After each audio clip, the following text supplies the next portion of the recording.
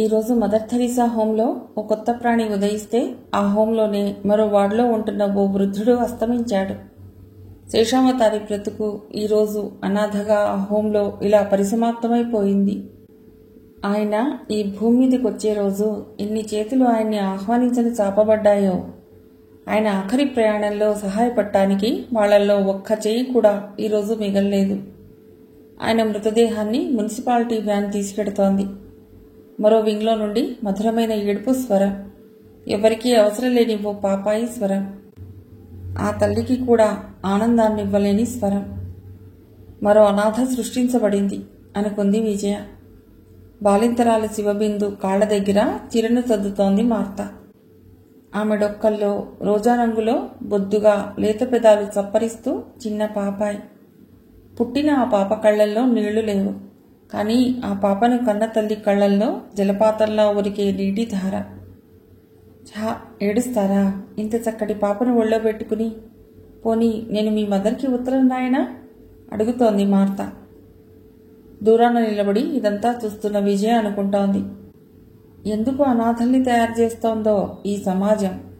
కానీ ఆమె అనాథ అనుకున్నది ఆ బిడ్డను గురించి కాదు, ఆ బిడ్డ తల్లి గురించి. శివబిందు పేరెంట్స్ కోటీశ్వరులు. నువ్వంటావు డబ్బులో పెరిగితే పిల్లలు చెడిపోతారని. చూడు, ఆ శేషావతారి పిల్లలు పేదవాళ్లు, ఎక్కడున్నారో కూడా తెలియదు. తండ్రి చావు గురించి తెలుపుదామంటే ఆ పిల్లలు ఎలా చెడిపోయారంటావు అంది మార్త, పుట్టుక టాపిక్ నుండి హఠాత్తుగా చావు టాపిక్లోకి వెళ్ళిపోతూ. తన పిల్లల జీవితాన్ని తనే చెడుపుకున్నారు, అవసరాన్ని మించి డబ్బు అందించి చెడిపేశారు అంది విజయ శివబిందు ఒడిలో నుండి పాపను అందుకుంటూ. నీ ప్రిన్సిపల్ని నువ్వు మాత్రం మార్చుకోవు అని నవ్వి వెళ్ళిపోయి ఉత్తరం రాసింది మార్త. మీ అమ్మాయి 6 నెలల గర్భవతిగా మా హోంకు చేరింది. ఆమె నమ్మిన వ్యక్తి ఆమెను వదిలేసి వెళ్ళిపోయాడు. మీరు వచ్చి శివబిందును తీసుకెడతారా, మమ్మల్ని వచ్చి వదలమంటారా అని చాలా క్యాజువల్గా రాసినట్లు రాసింది మార్త. దానికి వెంటనే జవాబు వచ్చింది. 2 సంవత్సరాల క్రితం మమ్మల్ని కాదని ఆమె వెళ్ళిపోయినాడే మా బిడ్డ చనిపోయిందనుకున్నాం. ఇక ఆమె ఇక్కడికి వచ్చే ప్రసక్తి లేదు. వ్యక్తిగత సుఖాలకు కాదు మేము ప్రాధాన్యతనిచ్చేది, మా వంశ గౌరవం అని. ఆ ఉత్తరం చూసి నిర్ఘాంతపోయింది విజయ. సిస్టర్ మార్తాకి ఇలాంటి అలవాటే కాబోలు, అంత ఆశ్చర్యపోలేదామె. ఆ ఉత్తరం వాళ్ళు చాలా బాధపడి రాసుంటారు అంది పైగా. ప్రియాతి ప్రియమైన కూతురు కంటే వంశగౌరవం కావాలా? ఈ వ్యాధిని ఏమంటారు? విజయ ఆవేశానికి నవ్వింది మార్త. చాలామంది వాళ్ళ కొరకు వాళ్ళు బతకరు విజయ, చుట్టూ ఉన్న జనం కొరకు బతుకుతారు. విజయ మాట్లాడలేదు. నిజమే, తను మాత్రం ఎవరి కొరకు బతుకుతోంది? ఇప్పుడెలా? పాపం శివ ఇక్కడ ఉండవలసిందేనా? ఆమెకి ఏది ఇష్టమైతే అదే చేస్తుంది. అప్పటికప్పుడే శివబిందుని పిలిచి అడిగింది విజయ. మీ అమ్మ వాళ్ళు ఇలా రాశారు, ఏం చేద్దామంటావు అని. ఆ పిల్ల నిట్టూర్చింది. నాకు తెలుసు, మా నాన్న ఇలానే రాస్తాడని. వాళ్ళు నన్ను రానివ్వరు. తులసి హడావిడిగా వచ్చింది. రా, మీ ఆయన వచ్చాడు. జరిగిందేదో జరిగిపోయింది, నువ్వొచ్చి బతిమలాడుకోమ్మా, మనకు తప్పేదే ఉంది చెప్పు అని ఆమె కన్నీళ్లు పెట్టుకున్నప్పుడు ఆశ్చర్యపోయింది విజయ. ఆ కన్నీళ్లు తన కళ్లలో రావాల్సినవి నిజానికి. తన గాజు కళ్ళు గోళాల్లా ఉన్నాయి. తులసి వచ్చినంత హడావుడిగానే వెళ్ళిపోయింది. తన భర్త, అది సంవత్సరం కానీ 10 ఏళ్లు కానీ రాగానే విజయ అంటూ తన దగ్గరకు వచ్చుంటే అప్పుడు తను కరిగిపోయి ఉండేదేమో. కానీ అలా జరగలేదు. తప్పు చేయని తనని, తప్పు చేసిన మరిదిని క్షమాపణ అడగమంటోంది తన తోడి కోడలు. ఆమె మాటల్లో కోరిక మంచిదే గాని తన మనసే ఎదురు తిరుగుతోంది. అయినా ఎదురు తిరిగే తన మనసును అదుపులో పెట్టుకుని అతడి కోసం తులసి ఇంటికి వెళ్ళింది విజయ. కానీ అతడప్పటికీ అక్కడి నుండి వెళ్ళిపోయాడు. అవమాన భారంతో తిరిగి వస్తుంటే భావన ఆమెను ఆపింది. పిన్ని, పెళ్ళైతే మీ దగ్గర మేముండొచ్చా అంటున్న బావ కూతురి వంక ఆశ్చర్యపోతూ చూసింది విజయ. ఆహా, నా ఇల్లు నీకు గౌరవప్రదమైన చోటు కాదు. పిన్ని మాట మధ్యలోనే ఆపేసింది భావన. నాకు ఆ మనుషులు, వాళ్ళ ప్రవర్తన నచ్చలేదు పిన్ని. అంతవరకు యథాలాపంగా మాట్లాడుతున్న విజయ, నాకు ఆ మనుషులు, వాళ్ళ ప్రవర్తన నచ్చలేదు పిన్ని అని భావన అంటుంటే తుళ్ళిపడ్డట్టుగా చూసింది. నిజమే, భావన అన్నట్టు ఆ మనుషులు తమలా ఖరీదుగా లేరు. వాళ్ల ప్రవర్తన తమ ప్రవర్తనలా మనసులో ఎంత ఉన్నా పైకి పాలిష్గా లేదు. మొన్న ఎదురు వచ్చి ఆహ్వానించిన ఆ కుటుంబ సభ్యులు చాలా బీదగా ఉన్నారు. వాళ్ళిచ్చిన ఆతిథ్యం బీదది. తమ ఇంట్లో కాకులు కూడా తినకపోవచ్చు.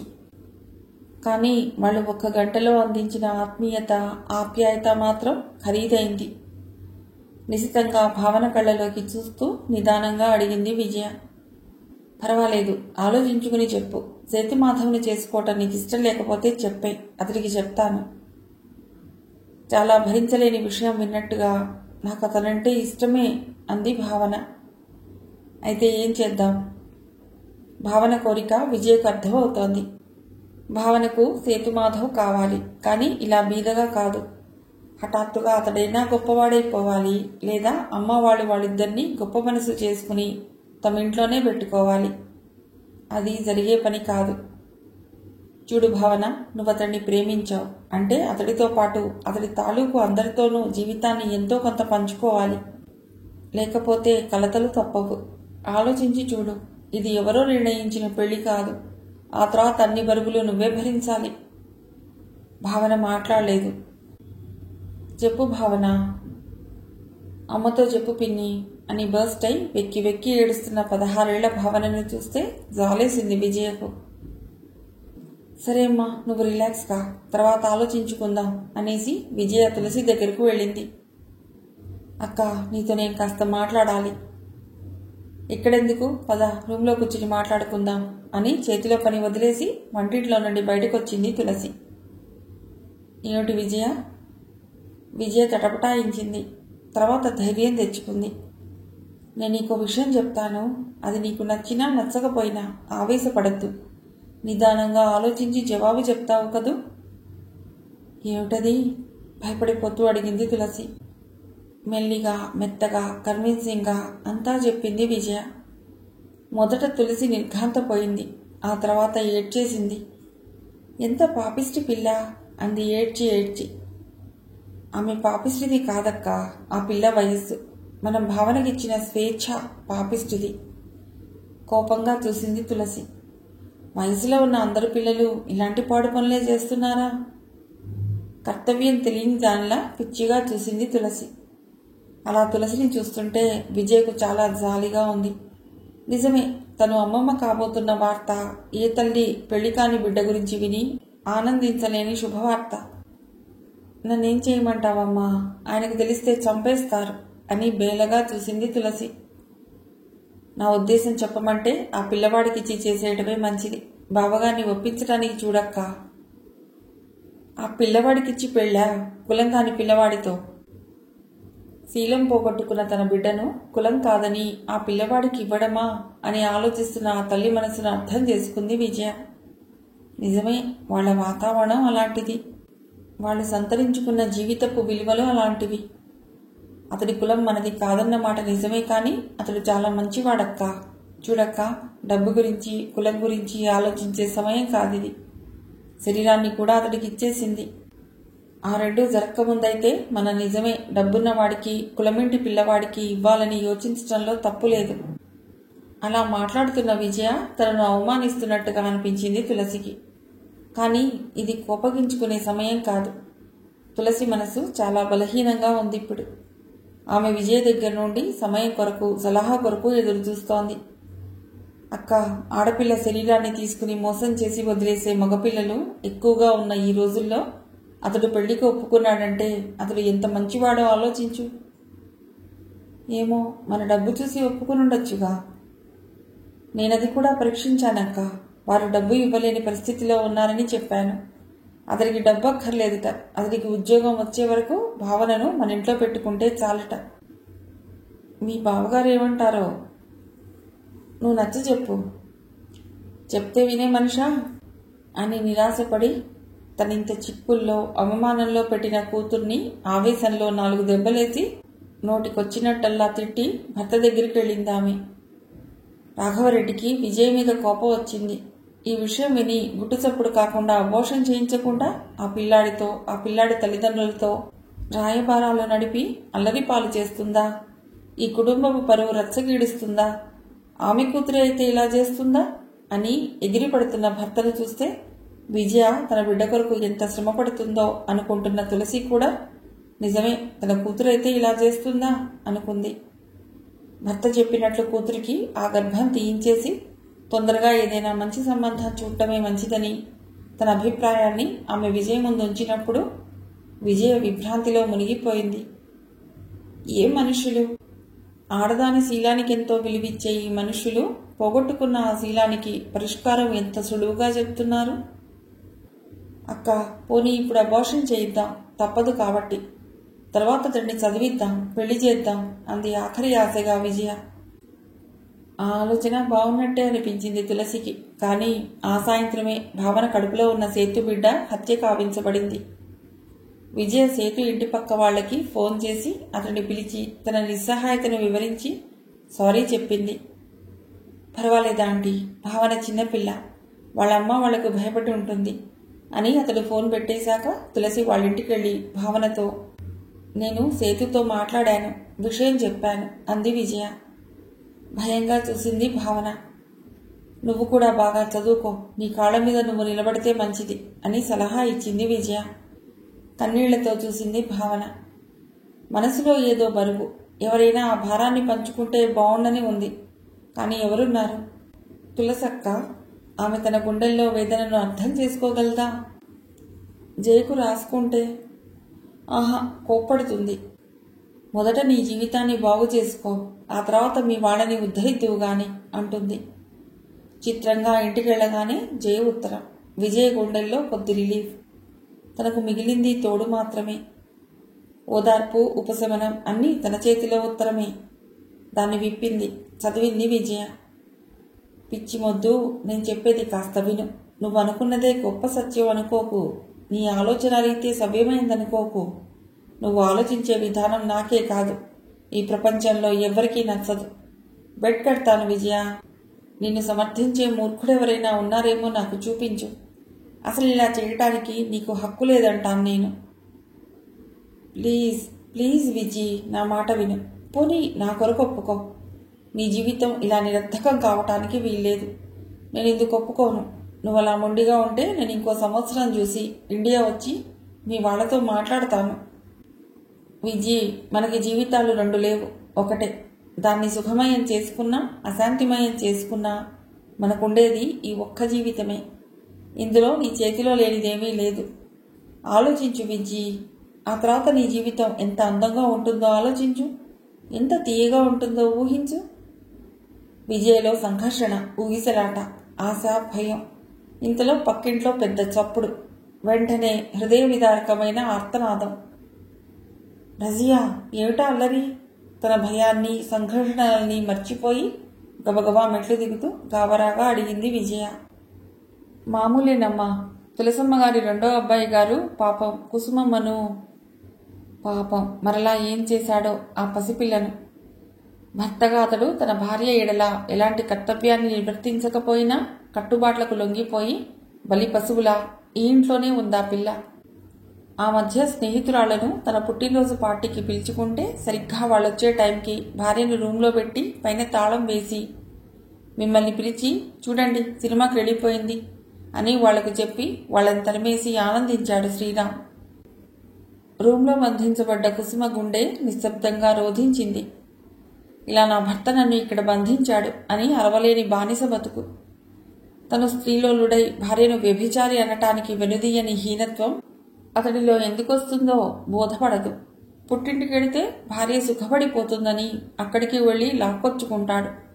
మనిషిని జంతువుగా మార్చే ఈ డ్రగ్స్కు, నిషాలకు ఎందుకు అలవాటు పడతారో అంతుపట్టదు. విజయ్కి అప్పుడప్పుడు అనిపిస్తుంది, కుసుమ, నువ్విక్కడేం అనుభవిస్తున్నావు? నీకేం బహుమతి ఇక్కడ లభించింది? వెళ్ళమ్మా, ఈ నరకం నుండి వెళ్ళిపో అని చెప్పాలనిపిస్తుంది. కానీ చెప్పలేదు. ఆ తర్వాత కుసుమ జీవితం. ఈ సంఘంలో ప్రతి ఆడదానికి ఎదురుపడి ఆమె జీవితాన్ని దోచుకుంటున్న ప్రశ్న ఇది.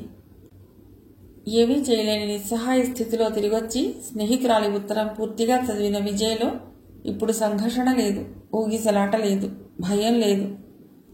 నీరసంగా కబోర్డ్ తీసి ఆల్బం తెరిచింది విజయ. అందులో లీనమైపోయింది. దాని నిండా బుద్ధు ఫోటోలు, గాంధీవి. ఎదురుగా నీడ. మరలా ఏమి డబ్బు అవసరం వచ్చిందో. విజయ భర్త విద్యాధర్ రెడ్డి ఇంటికొచ్చాడు. అతడు పలకరిస్తాడని ఆశగా తలెత్తింది విజయ. విద్యాధర్ ఐరన్ సేఫ్ తీసి 2 కట్టలు డబ్బు తీసుకున్నాడు. ఆ డబ్బు విజయది, ఆ బీరువా విజయది. తాళాలు విసురుగా పడక మీద వేశాడు. విప్పిన సాక్స్ వేసుకుంటున్నాడు. అప్పుడే పెడుతున్నారా? ఇక్కడుండి ఏం చేయాలి? విజయ మనస్సు ఎప్పటిలాగే బాధపడింది. అయినా నిలదొక్కుంటూ అంది, నాతో బాగుండండి. ఒక్కడుగు ముందుకు వేసి సంకోచిస్తూ అంది విజయ. బాగుండాలా అంటే ఇంకెలా ఉండాలి? నవ్వొచ్చింది విజయకు. భర్తలంటే ఇలా ఉండాలని అతడు అనుకుంటారు కాబోలు. మంచి చెడ్డ నాతో మాట్లాడరేం? ఏమున్నాయి మాట్లాడటానికి? సరేలే, ఈసారి తొందరగా వస్తాలే. తన సంసార జీవితంలో తొలిసారి ఇది ఆమెకు అందిన వరం. అతడు వెళ్ళిపోయాడు. ఆమె నవ్వుకుని తయారై హోంకి వెళ్ళింది. ఈరోజు మీరేం తేలేదేం? విజయ్ చేతుల్లో ఎప్పుడూ కనిపించే వస్తువులేవీ కనిపించకపోవటంతో సభ్యత, మర్యాద అనే పదాలకు అర్థం తెలియని ఓ 4 ఏళ్ల పసిపిల్ల విజయను వాకిట్లోనే ఎదురొచ్చి అడిగింది. ఈరోజు మిమ్మల్ని ఏస్తుక్రీస్తు సినిమాకు తీసుకెడతాను. సినిమాకి సినిమాకి సినిమాకి పిల్లలు అరుస్తూ ఆమె చుట్టూ ముగిపోయారు. ఎప్పుడు అన్నది ఓ చిరుకంఠం. వెంటనే మరో 10 కంఠాలు ఎప్పుడు ఎప్పుడు ఎప్పుడు అన్నాయి. ఇప్పుడే వెళ్ళి రెడీ కండి. ఆ గుంపు వెనకాతలుగా చూస్తూ చిరునవ్వుతో అంది విజయ. వెనగ్గా నిల్చునున్న గాంధీని తోసుకుంటూ ఆ పిల్లల సమూహం పరిగెట్టుకుంటూ వెడుతోంది. గాంధీ కూడా వాళ్ళ వెనకాలే కాస్త మందంగా అడుగులేస్తూ వెడుతున్నాడు. వాడికి సినిమా చూడాలనే ఉంది. గాంధీ పిలిచింది విజయ. వాడు వెనక్కి తిరిగాడు. సినిమాకొస్తావా? వస్తాను సంతోషంగా అన్నాడు వాడు. విజయకు చాలా ఆనందమైపోయింది. గాంధీ ఇచ్చిన మొదటి పాజిటివ్ ఆన్సర్ అది. అయితే బుద్ధు అన్నని కూడా పిలువు, వెడదాం. బుద్ధుకు జ్వరం. జ్వరమా? ఎక్కడున్నాడు? సిక్ బెడ్లో. పిల్లల కొరకు సినిమాకు వెళ్ళక తప్పలేదు విజయకు. ఆమె మనస్సంతా బుద్ధు దగ్గరుంది. వాడక్కడ ఒళ్ళు తెలియని జ్వరంతో ఉన్నాడు. తనిక్కడ ఏస్తుక్రీస్తు సినిమా చూస్తోంది. బుద్ధుకి చిన్న జ్వరం అయితే తీసుకొద్దామని అనుకుంది. వాడు చాలా నీరసంగా పడుకునున్నాడు. తనకి పిల్లల్ని నిరాశపరచటం ఇష్టం లేకపోయింది. పిల్లలు ఆనందపడుతున్నారు. పిల్లలకు అటు ఇటు 2 ఆయాలు కూర్చుంటున్నారు. తన పక్క ఒకవైపు గాంధీ. అయినా ఆమెకు సుఖంగా లేదు. హాల్లో లైట్లు వెలిగాయి. ఇంటర్వెల్లో తెరీసాతో నేను వెడతాను అంది లేస్తూ విజయ. బుద్ధుని చూడాలనుందా? నేను కారు తీసుకుని వెడతాను. మీ కొరకు మరలా కారు వస్తుంది. ఆమె అంగీకారంగా తలూపింది. వాళ్ళ వ్యాన్లో అందరూ పట్టరు. నేను మీకు డ్రింక్స్ పంపిస్తాను అని గాంధీని ఒక్కసారి ప్రేమగా తట్టి లేచి ఆయాలతో పిల్లలకు డ్రింక్స్ పంపి కారులో కూర్చుంది విజయ. అమ్మా, నువ్వు సినిమాకి పోలేదా? నాకు జ్వరం వచ్చేసింది. లేకపోతే తీసుకువెళ్లేదానివి గదూ. బుద్ధు అలా కళ్ళు తెరిచి నోరు విప్పి మాట్లాడుతుంటే గాని విజయకు మానసిక ధైర్యం కలగలేదు. వెళ్ళానమ్మా, నిన్ను చూడాలనిపించి సినిమా మధ్యలో వచ్చేశాను. బుద్ధు కళ్ళు మెరిశాయి. నాకిప్పుడు బాగుందిగా, మళ్ళీ వెళ్ళండి. ఇంత చిన్న వయస్సులో వాడు చూపిస్తున్న మర్యాదకు ముచ్చటపడింది విజయ. పర్వాలేదులే, నీకు బాగా నయమయ్యాక పెడతాను. అంతవరకు ఇక్కడే ఉంటావా? వాడికి ఆమె అంటే చాలా ఇష్టం. సిస్టర్ మార్తా మీదున్నంత ఇష్టం. ఆమెకు హఠాత్తుగా దిగులు ఆవరించింది. ఆమెకు వాడితో ఉండాలని చాలా గాఢంగా అనిపిస్తోంది. స్నేహితురాలింట్లో ఉండిపోతానని చెప్పి గాంధీని బుద్ధుని పక్కలో వేసుకుని సిస్టర్ మార్తా రూంలో పడుకోవాలని చాలా రోజులుగా ఓ కోరిక ఉంది. కానీ ఆ ఆధిక్యతాభావం మిగతా పిల్లల్లో ఈర్ష్య కలిగిస్తుందని ఇన్ని రోజులుగా ఆ పని చేయలేకపోయింది. కానీ ఈరోజు వాడికి జ్వరం. మిగతా పిల్లలు ఏమీ అనుకోరు. ఆ ఊహ రాగానే మార్తా రూమ్కి వెళ్ళింది. నువ్వేమీ అనుకోకపోతే నేను ఈరోజు మీ హోంలో పడుకుంటాను. మార్తా తలెత్తింది. విజయ్ నోటి వెంట ఈ 3 సంవత్సరాలుగా తను ఆశిస్తూ వచ్చిన కోరిక అది. ఆమె ఎప్పుడూ అలా అడగనందుకు తనకు చాలా ఆశ్చర్యంగా ఉండేది. తనకు విజయ అంటే ఎంత అభిమానం ఉన్నా ఈ హోమ్కి కొన్ని రూల్స్ ఉన్నాయి. వాటిని తను పాటించక తప్పదు. కానీ ఈరోజు ఆమె నోటి నుండి వచ్చిన అభ్యర్థనను తోసిపుచ్చే ధీరత్వం ఆమెకు లేకపోయింది. అలాగే నువ్వు నా రూంలో బుద్ధుతో నిరభ్యంతరంగా పడుకోవచ్చు. Thanks Martha. బుద్ధు పక్కనే పడుకున్న విజయలో అలౌకిక మాధుర్యం, భాషకందని శారీరక మానసిక అధిరోహణ. అమ్మా, మీరు డిన్నర్ చేసి రండి, గుర్తు చేశాడు బుద్ధు. ఇది ఎన్నేళ్ల కోరిక, ఎన్నాళ్ల నిరీక్షణ. మాతృత్వం ఇంత బలమైందా, ఇంత మధురమైందా, ఇంత అపూర్వమైందా, ఇంత అతీతమైందా? మాతృత్వపు తొలిజాములో ఇంతటి మహత్తరం, అపారం, అనంతము అయిన అనుభూతిని తను ఆనాడు పొందిందా? ఇది కొన్ని వేల లక్షల క్షణాల నిరీక్షణ తర్వాత అందిన అనుభవం కాబట్టి ఎగిసే కెరటాల్లా తను ఆనందాన్ని రుచి చూస్తోందా? కోట్ల డబ్బు, కోట్ల కంటే అధికమైన జయ స్నేహం, తులసక్క, వింధ్య, రజియా వీళ్ళంతా తనకు అయాచితంగా అందిస్తున్న అభిమానం, ఇవేవీ తనకు ఇవ్వలేని తృప్తి, సంతోషం తాలూకు సంయమనం తనకు పిల్లల్లో మాత్రమే ఎందుకు దొరుకుతున్నట్టు? పోనీ వీళ్ళని తీసుకుని దూరంగా ఎక్కడికో వెళ్ళిపోయి పోషించుకుంటే? ఆ ఆలోచన ఆమె ఇష్టపడలేదు. జీవన పోరాటంలో పడిపోయాక మిగతా విషయాలకు ప్రాధాన్యత తగ్గిపోతుంది. బ్రతకడానికి మాత్రమే దారులు వెతుక్కునే ఆకలి ముందు అన్నీ ఓడిపోవలసిందే. చదువు సున్నా అవుతుంది. అమ్మా, నాకు బాగుంది, మీరిక్కడ పడుకోలేరు, ఇంటికి వెళ్ళండి, మంచుకి జరుగుతూ అన్న బుద్ధు మాటలకు విజయ ఉలిక్కి పడింది. అంటే బుద్ధు తన ఆలోచనల్ని తన అసంతృప్తిగా భావిస్తున్నాడా? ఆమెకు బిడ్డను హత్తుకు పడుకోవాలనుంది. కానీ వాడిని హత్తుకునే హక్కు ఆమె తన చేతులారా జార్చుకుంది. ఆమె ధైర్యం తెచ్చుకుంది. ఆమె సాహసించింది. చప్పున వాడిని ముద్దు పెట్టుకుంది. ఆ ముద్దులో ఆమె మాతృత్వం వెల్లువయింది. బిడ్డల దగ్గర నుండి తల్లి ఆశించేది ఈ హాయినే, ఈ తృప్తినే, ఈ అనుభూతినే. నిజంగా తల్లి అద్భుతమైన సేవలకు ప్రతిఫలంగా పిల్లల దగ్గర నుండి ఆ తల్లి ఇక ఏం పొందుతుంది కనుక ఇది తప్ప? ఆ మర్నాడు ఉదయం తిరిగి వెడుతున్న విజయలో ఏదో ఆరాటం, ఏదో అసంతృప్తి, ఇంకేదో కావాలని తపన, ఏదీ చేయలేని నిస్సహాయత. అమ్మా, మీకు బుద్ధు అంటే కాస్త ఆపేక్ష జాస్తి అంటున్న ఆయా సంజీవని మాటలకు కంగారు పడ్డట్టుగా చూసింది విజయ. ఎంత వద్దనుకున్నా తను తన పక్షపాతం చూపిస్తూనే ఉంది. బుద్ధుకు జ్వరం కదూ సంజీవి అంది. సంజీవి మాట్లాడలేదు. ఆ పిల్ల నిజంగా మాట్లాడదలుచుకుంటే చాలా మాట్లాడొచ్చు. ఈ హోంలో పిల్లలకు చాలామందికి చాలా రోజులు జ్వరాలు వచ్చాయి.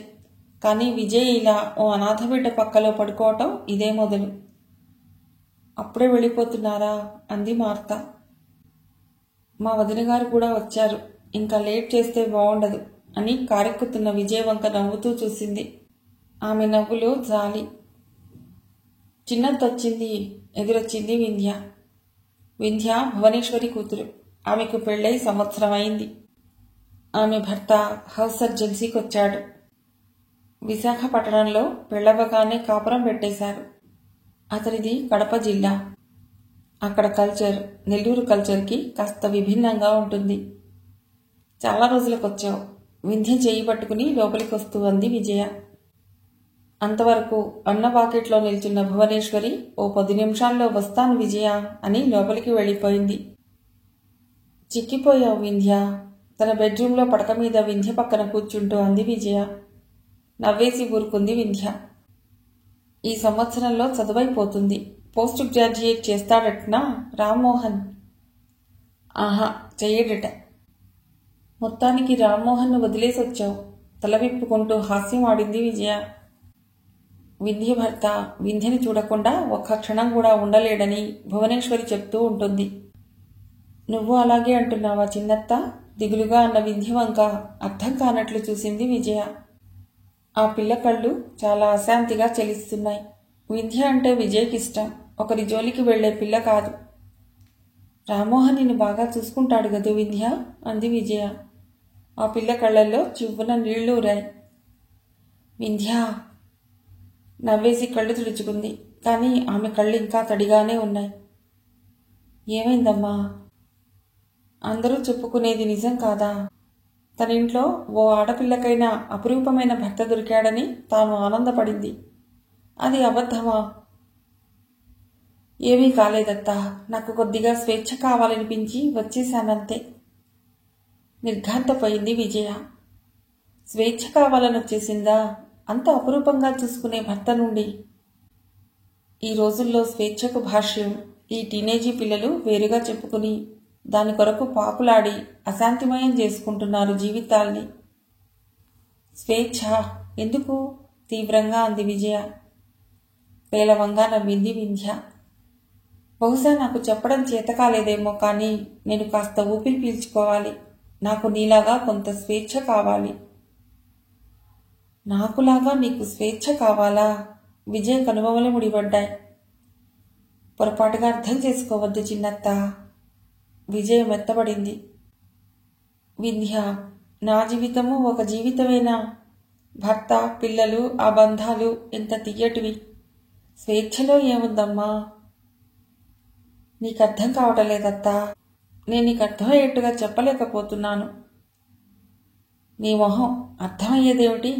అసలు స్వేచ్ఛ ఎందుకు నీకు? అసలు స్వేచ్ఛ అంటే ఏమిటి? నాకుందా స్వేచ్ఛ? ఈసారి వింధ్య ఆవేశపడింది. నీకు లేదా స్వేచ్ఛ? నీకు ఏది మాట్లాడాలనుకుంటే అది మాట్లాడవు నువ్వు. నీకిష్టమైన చీరను నువ్వు కట్టుకోవు. ఏది మాట్లాడితే ఏది తప్పో అని క్షణక్షణం గుండెలు చేతుల్లో పెట్టుకుని బతుకుతున్నావా నువ్వు? ఆయాసంతో ఆగిందామె. వింధ్య, సారీ చిన్నత్త. అతనికి బ్యాడ్ హ్యాబిట్స్ ఏమైనా ఉన్నాయా? మీ దృష్టిలో తాగడం, వ్యభిచారం బ్యాడ్ హ్యాబిట్స్. కానీ మీకు తెలియని బ్యాడ్ హ్యాబిట్ ఒకటి ఉంది. అది మనుషుల్ని చంపేస్తుంది. తాగుడైతే వీలైతే మాన్పించుకోవచ్చు, కానీ ఈ ఇన్ఫీరియారిటీ కాంప్లెక్స్ ఎలా చిన్నత్త? ఎలా పోతుంది? భార్య తనది అనే భావం మంచిదే, కానీ ఆమె ఎవ్వరికీ ఏమీ కాకూడదు. తనతో చెప్పకుండా కదలకూడదు. అలా కదిలితే అది అతనిని అవమానించినట్లు ఫీల్ అవుతాడు. అతనికి ఇన్ఫీరియారిటీ కాంప్లెక్స్ ఉందా? ఎందుకు? ఏం తక్కువైందని? అదే నాకు అర్థం కాదు. ఒకవేళ మన ఫ్యామిలీ కాస్త నలుగురిలో పలుకుబడి ఉన్న ఫ్యామిలీ అవ్వటమే అయి ఉంటుంది. నువ్వు అతనికి ఆ ఇన్ఫీరియారిటీ తగ్గేలా కాన్ఫిడెన్స్ ఇస్తే బాగుంటుంది వింధ్య. రజియా తెచ్చిన కాఫీ అందుకుని ఒక కప్పు వింధ్యకిస్తూ అంది విజయ. చిన్నత్త, రోజూ నాకది దినచర్యలో ఒకటైపోయింది. మీకేమి అందంగా ఉంటారు, డబ్బుంది, చదువుంది, రేపొద్దున గౌరవనీయమైన జాబ్లో ఉంటారు అని అరిగిపోయిన గ్రామ్ఫోన్ రికార్డులా చెప్తూనే ఉంటాను. అప్పటికి నవ్వేస్తారు, మరలా మామూలే.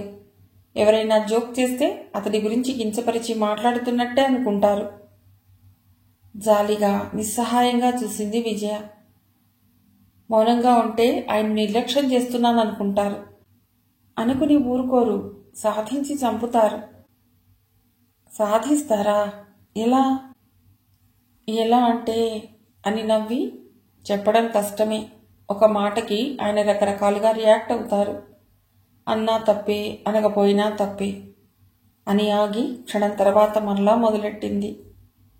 శ్రీరాంబాబు పెళ్లికి నేను రాలేదు, నీకు గుర్తుందా? మా పెళ్ళయ్యాక మన ఇంట్లో జరిగిన మొదటి పెళ్ళి అది. నాకెంతో సంబరంగా ఉంది.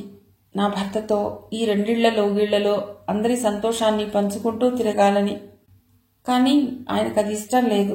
ఈ ఇంటికి రావడమే ఆయనకి ఇష్టం లేదు. ఈ పరిసరాలు, ఈ మేడ, ఈ నౌకర్లు ఆయన్ని భయపెడతాయి. వాళ్ళింట్లో లేనివి ఇక్కడ అతడిని ఇన్ఫీరియారిటీకి గురి చేస్తాయి. అది అతడు చెప్పడు. అతడి మాటల్లో, చేతల్లో నాకు అర్థమైంది. ఆయన్ని ఇబ్బంది పెట్టడం నాకు ఇష్టం లేకపోయింది.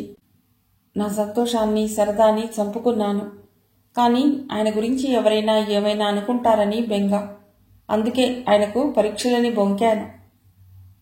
ఎన్నెన్ని రకాల మనస్తత్వాలు, మనశ్శాంతిని హరింపజేయను అని నిట్టూర్చింది మనస్సులోనే విజయ. ఆ రోజు అతడిని అలా రక్షించి నేను ఇలా రక్షించబడ్డాను గాని రమ పెళ్లి మరలా నాకు పెద్ద సమస్య అయ్యింది. స్వంత చెల్లి బాధ్యతంతా నా భుజాన వేసుకుని చెయ్యవలసిన పెళ్లి. పెళ్లికి వద్దులే, ఇప్పటి నుండే ఎందుకు అని వరమిచ్చారాయన. ఇప్పటి నుండే అంటే చిన్నత్త, అప్పటికి పెళ్లి ఇక 48 గంటలు మాత్రమే ఉంది. మా చెల్లి ఫోన్ చేసింది చాలా నిష్ఠురంగా. నీ వరస చూస్తూనే ఉన్నాను. పెళ్ళైపోగానే మేమంతా నీకు పరాయి వాళ్ళమైపోయామే. కనీసం రేపు నా నలుక్కైనా వస్తావా అని. నీ పెళ్ళయ్యాక నువ్వు ఎలా మారకుండా ఉంటావో నేను చూస్తాగా అని జోక్ చేసినట్టు నవ్వాను. కడుపులో మాత్రం మంటలు. చూడు, నేను మాత్రం అస్సలు మారను. భర్త, అత్తగారింటి జీవితం ఆడదానికి అవసరమే. ఆ ఆనందం అది, ఈ ఆనందం ఇది. పెళ్ళైపోగానే పుట్టి పెరిగిన వాతావరణాన్ని, ఆ మనుషుల్ని మర్చిపోయే వాళ్ళంటే నాకు పరమా. పూర్తి చేయలేక ఫోన్ పెట్టేసింది. వింధ్య, వద్దులే. చేదు సంగతుల్ని తిరగతోడుకుని ప్రయోజనమేమిటి? నాకు ఈరోజెందుకో అంతా చెప్పుకోవాలనుంది. నిన్ను విసిగిస్తున్నానేమో. తన ప్రియమైన భర్త గురించి 1 సంవత్సరం రోజుల్లోనే చెప్పుకోకపోతే ఇక నిలవలేని స్థితికి భార్యను దిగజార్చిన ఆ రామ్మోహన్ ఎంతో మూర్ఖుడు అనుకుంది విజయ. చుట్టాలెవరైనా ఇంటికొస్తే భయం. అతడి రూంలో అతడి అసహనం నన్ను ఇక్కడ నిశ్చింతగా వాళ్లతో మాట్లాడనీయదు. నాకు తెలుసు, వాళ్ళు వెళ్ళిపోయాక నేను వినబోయే మాట. నీకు ఊళ్ళో వాళ్ళంతా ఎక్కువే, మొగుడు వెధవ తప్ప. అత్తా, నేను ఒళ్ళు మండి అడిగేదాన్ని. ఇక్కడి నుండి నన్ను ఎక్కడికైనా తీసుకుని వెళ్ళండి. ఏ అడవిలోనూ అయితే తప్ప మనిద్దరం సుఖపడలేము అని. లేదులే, ఇంకెప్పుడు అననులే అనేవారు. ఆ ఒక్క భరోసాకే పొంగిపోయేదాన్ని. ఎప్పటికప్పుడే నమ్మి మోసపోయేదాన్ని. మళ్ళా మామూలే. ఇద్దరం సినిమాకెళ్లాలనుకున్న టైంకి ఎవరైనా తెలిసిన వాళ్ళు వస్తే అతడి మొహం చిటపటలాడేది. వాళ్ళు నాకెంత ప్రియమైన వాళ్ళైనా సరే, వాళ్లతో 1 గంట గడిపితే బావుండని నా మనసు కనిపిస్తున్నా సరే, అతడి మొహం గుర్తుకు రాగానే వీళ్ళెప్పుడు వెళ్ళిపోతారా అని ఎదురు చూసేదాన్ని. గబగబా కాఫీ కాచి వాళ్ళకిచ్చి ముభావంగా కూర్చునేదాన్ని. మాటకు మాట టైం తినేస్తుంది. ఈ పరధ్యానాన్ని అర్థం చేసుకుంటారో అపార్థం చేసుకుంటారో. వాళ్ళు వెళ్ళిపోయాక భయంగా బెదురుతూ రూంలోకి వెళ్ళి రండి విడదాం అని పిలిచే టైంకి ఆయన బట్టలు మార్చుకుని నైట్ డ్రెస్ వేసుకుని ఉండేవారు. నిజం చెప్తే ఏమీ అనుకోవుగా. ఆయన్ను, ఆయన ప్రేమను, ఆయన కౌగిల్ని వదిలి వచ్చిన నాకు ఈ వారం రోజులు హాయిగా ఉంది. నిజం అత్తా, ఏ క్షణంలో ఆయనకు కోపం వస్తుందో అనే భయం, ఏ క్షణంలో ఆయన అలుగుతారో అనే భయం, ఎప్పుడు ఏ చుట్టాలు వస్తారో అని భయం, ఏ టైంలో అమ్మ ఇంటికి రమ్మని ఫోన్ చేస్తుందోననే భయం, ఫోన్లో చెల్లి దగ్గర నుండి నిష్ఠురాలు వస్తాయేమోనని భయం, భయం భయం భయం. ఆ భయం మధ్యగా బిగుసుకుపోయిన నాకు ఇప్పుడు చాలా ఫ్రీగా ఉంది. ఎవరో నా నోటికి వేయబడ్డ తాళం తీసేసి నా ఇష్టం వచ్చినట్టు మాట్లాడుకోవటానికి లైసెన్స్ ఇచ్చినట్టు ఉంది. నీకు ఆశ్చర్యంగా ఉంది కదూ అని ఆపింది. మీరంతా మాట్లాడతాడంటారు, కానీ నాకు నమ్మకం లేదు. మొన్న అతడి ఫైనల్ పరీక్షలకు రాత్రిపూట చదువుకోకుండా నా పక్కన వచ్చి పడుకుంటే వారించాను. అంతే, ఇంతవరకు నా దగ్గరకు రాలేదు. నేను హీనపరిచానట. ఎందుకు కాదన్నానో అర్థం చేసుకోరు. అన్నీ అతడి లోపాలే, కానీ ఎదుటి వ్యక్తి మీద తప్పులు రుద్దే చాకచక్యం అతడికుంది. విజయ ఇక నోరు విప్పి ఆ పిల్లకు ధైర్యం చెప్పాలనుకునేటంతలో భువనేశ్వరి వచ్చింది. తులసి వదిన లేదని వంటామె కూడా చుట్టాలొచ్చేసరికి ముసుగు తన్నింది. వంట చేసేసి వస్తున్నాను అంటూ వచ్చి కూర్చుంది భువనేశ్వరి. ఆమె అది ఇది చాలాసేపటిదాకా మాట్లాడుతూనే ఉంది. కానీ వింధ్య చెప్పినట్లు తన కూతురి గురించి ఏమీ చెప్పలేదు విజయతో. భువనేశ్వరి చాలా తెలివిగలది. అప్పుడే చెప్పి తన కూతురి జీవితం అల్లరి చేయదలుచుకోలేదామె. ఇద్దరూ 1 గంట తర్వాత వెళ్ళిపోయారు. ఆలోచనలో పడిపోయింది విజయ. ఇలా రామ్మోహన్లో ఇన్ఫీరియారిటీ కాంప్లెక్స్ రావటానికి కారణం అతడి పుట్టుక, పెరిగిన వాతావరణమా? మిగిలిన కథ తర్వాతి భాగంలో.